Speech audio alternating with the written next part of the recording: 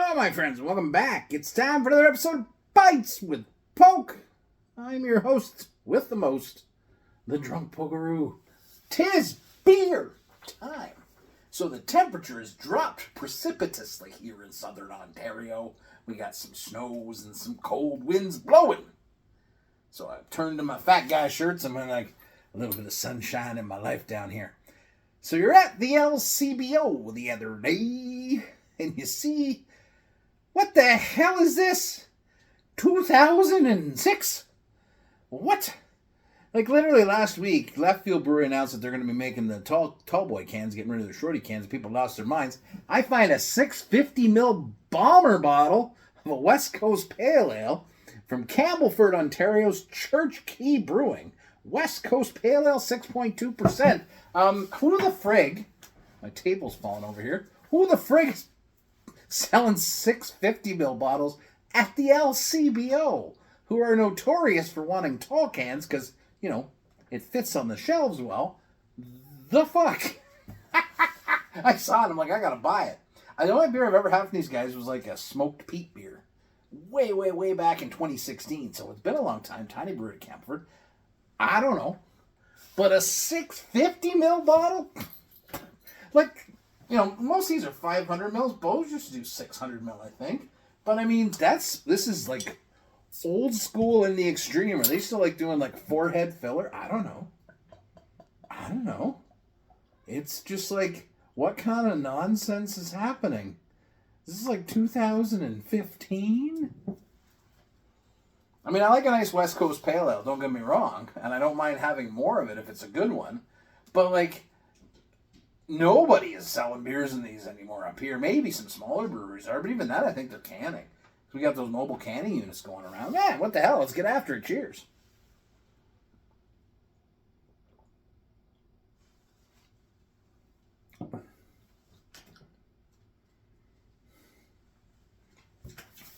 Yeah. It's all right. Yeah. It's pale ale. So you're looking for, see, for me, when you're going to say West Coast, that style American pale ale, Pinball Wizard from Clifford, you know, Naughty Neighbor from Collective Art, or from Nickelbrook, these are really great kind of West Coast pale ales. This is okay. It is very bitter, very piney. Did they tell you what kind of hops they use? Oh, Chinook hops. So that kind of makes sense. That's where that floral's coming. Definitely getting grapefruit, like a very pithy, like you bit into a grapefruit. So their goal here is bitter, and they've achieved that, and I can appreciate that. Again, I think my problem is too with a lot of times with beers, right? I'm doing this in 2-3 minutes here. I'm trying to give you the impression of it, and when you drink it longer, sometimes that impression can change and grow. Like, you know, as a person, you're supposed to.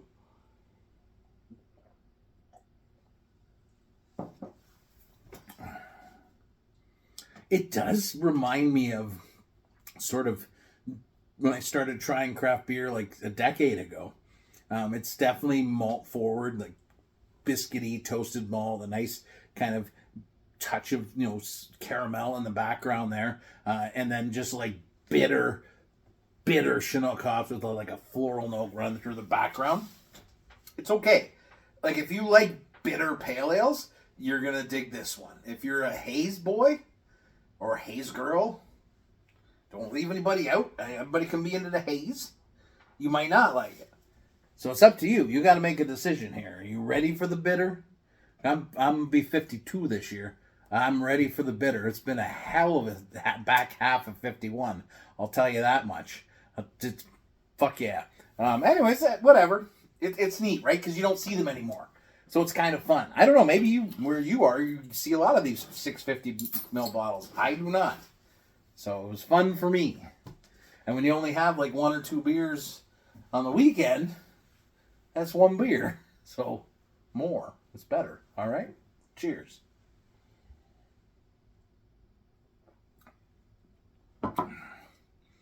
It's certainly like an old school Ontario kind of pale ale, is how I want to describe it. And there's a certain nostalgia for that, right?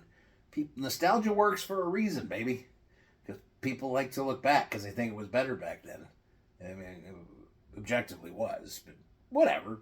good now too.